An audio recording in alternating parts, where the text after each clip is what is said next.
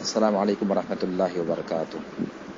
آپ کا سوال ہے کہ ابو حنیفہ رحمۃ اللہ علیہ کی تقلید بلا دلیل بات ماننے کا حکم قرآن مجید میں کہاں ہے؟ تو دیکھیے، قرآن اور حدیث جس کا نام اسلام ہے، اسلام کی بنیاد دلائل پر قائم ہے، دلیل پر قائم ہے، بصیرت پر اسلام قائم ہے۔ کوئی بھی کام، کوئی بھی عمل، کوئی بھی نیکی آپ کر رہے ہیں، اس کی دلیل چاہیے، اس کے کرنے کی وجہ، وہ بھی نبی صلی اللہ علیہ وسلم سے اس کی حدیث چاہیے، قرآن سے اس کی دلیل چاہیے، تب جا کر کے وہ عمل دین میں حجت اور دین میں وہ عمل قابل قبول ہوتا ہے۔ اللہ تعالیٰ نے سورہ حجرات میں بیان کیا ہے کہ یا ایھا الذین آمنوا ان جاءکم فاسق بنبأ فتبینوا، اے ایمان والو، جب تمہارے پاس کوئی فاسق کوئی خبر لے کر کے آئے، کوئی برا آدمی تمہارے پاس کوئی خبر لے کر کے آئے کہ ایسا ایسا ہوا ہے، یا کوئی کہہ رہا ہے کہ ایسا ہے دین میں، اللہ فرماتا ہے فتبینوا، تو تم تحقیق کر لو کہ یہ جو مسئلہ بیان کر رہا ہے کیا ایسا ہے، یا یہ جو بات امام ابو حنیفہ رحمۃ اللہ علیہ کی طرف منسوب کی جا رہی ہے کیا ایسا ہے، کیا انہوں نے یہ بات کہی ہے، تحقیق کر لیا کرو۔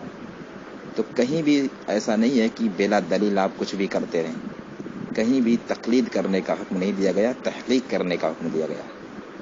سمجھ رہے ہیں؟ اللہ تعالیٰ نے کہا کہ جب بھی تمہارے پاس کوئی آدمی کوئی خبر لے کر کے آئے، چاہے دین کے معاملے میں ہو کوئی بات بتائے یا دنیاوی معاملات میں ہو، آپ اس کی تحقیق کریں۔ مثال کے طور پر،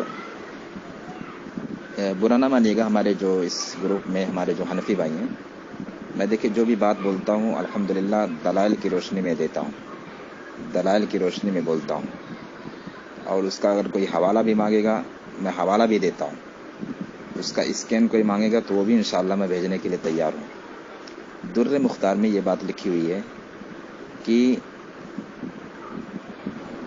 عورت کے شرمگاہ سے جو پانی نکلتا ہے، ابو حنیفہ رحمۃ اللہ علیہ کے نزدیک وہ پاک ہے۔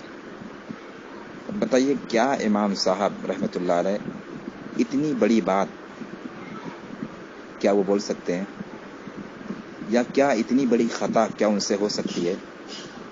دنیا جانتی ہے کہ وہ ناپاک چیز ہے، لیکن در مختار میں کیا لکھا جا رہا ہے کہ ابو حنیفہ رحمۃ اللہ علیہ کے نزدیک وہ پاک ہے۔ نعوذ باللہ، امام صاحب رحمۃ اللہ علیہ اتنی گھٹیا بات نہیں بول سکتے، ایسی بات وہ نہیں کہہ سکتے ہیں۔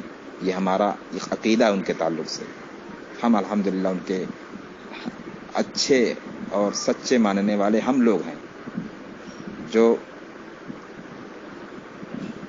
ان کی طرف بری باتیں منسوب کرتے ہیں، ہم ان کو ان باتوں سے ان کو بری سمجھتے ہیں، ہم سچے ان سے محبت کرنے والے لوگ ہیں۔ اب تقلید کی بنیاد پر لوگ اتنے اندھے ہو جاتے ہیں کہ یہ بھی نہیں دیکھتے کہ کیا ابو حنیفہ رحمۃ اللہ علیہ نے یہ بات کہی ہے کہ نہیں کہی ہے۔ اللہ نے کیا کہا کہ جب بھی کوئی آدمی کوئی کہے کہ ایسا ہے دین کے اندر، یا ایسا کسی کا قول ہے، کوئی بھی بات ہو، تو اللہ نے کیا کہا فتبینوا، اس کی تم تحقیق کر لو۔ تحقیق نہیں کرو گے تو تم نقصان پہنچاؤ گے، تکلیف پہنچاؤ گے لوگوں کو۔ سمجھ رہے ہیں؟ تو کہیں بھی بلا دلیل بات ماننے کا حکم نہیں دیا گیا ہے، اور یہ تو جو بات در مختار میں لکھی ہوئی ہے یہ بلا دلیل لکھی ہوئی ہے۔ ویسے بھی ابو حنیفہ رحمۃ اللہ علیہ کی کوئی کتاب نہیں ہے، یہ دنیا جانتی ہے، اور سب اس کو مانتے بھی ہیں۔ پھر بعد میں ان کے جو شاگرد ہیں، ان لوگوں نے ان سے جو روایتیں ہیں، انہوں نے جو باتیں کہی ہیں، اس کو لوگوں نے اکٹھا کر کے ابو حنیفہ رحمۃ اللہ علیہ کی طرف اس کتاب کو منسوب کیا ہے۔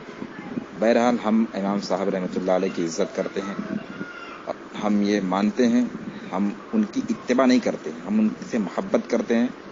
جس طرح سے ہم عیسیٰ علیہ السلام سے محبت کرتے ہیں، ان کو نبی مانتے ہیں لیکن ان کی اتباع نہیں کرتے ہیں، اسی طرح سے ہم ابو حنیفہ رحمۃ اللہ علیہ سے محبت کرتے ہیں، ان کو ہم اللہ کا ولی مانتے ہیں، لیکن ہم ان کی اتباع نہیں کرتے، ہم اتباع اپنے رسول کی کرتے ہیں، کیونکہ اللہ نے نبی کی اتباع کرنے کا حکم دیا ہے۔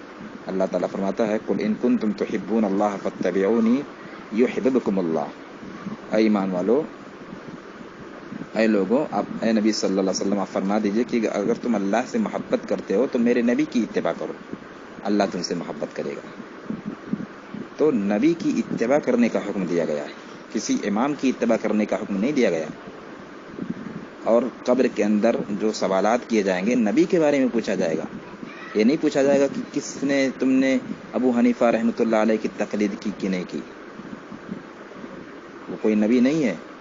ہم ان کی عزت کرتے ہیں، ہم ان کا احترام کریں گے، اور ہم یہ دعا کریں گے کہ اللہ تعالیٰ ان کو جنت نصیب کرے، اور ان سے جو غلطیاں ہوئی ہیں، جو خطائیں ہوئی ہیں، اللہ تعالیٰ ان کو درگزر فرمائے. اور جتنے بھی جھوٹے مکار لوگ ان کی طرف گندی اور جھوٹی اور گھٹیا باتیں منسوخ کرتے ہیں، اللہ تعالیٰ ایسے لوگوں سے امت مسلمہ کو نجات دلا دے.